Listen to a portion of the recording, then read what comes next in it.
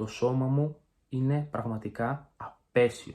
Και όταν λέω απέσιο, εννοώ σε σημείο που έχω βαρεθεί να κοιτάζομαι στον καθρέφτη. Δεν μπορώ να ζήσω άλλο έτσι. Γι' αυτό λοιπόν αποφάσισα να αλλάξω τρόπο ζωής.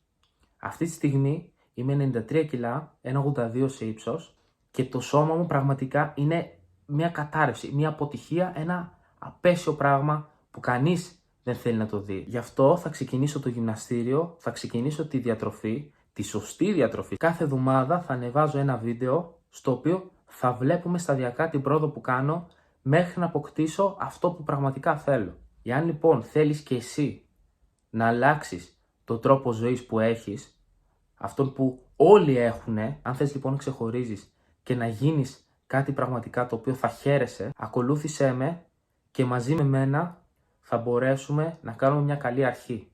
Μια αρχή στην οποία δεν θα υπάρχει επιστροφή.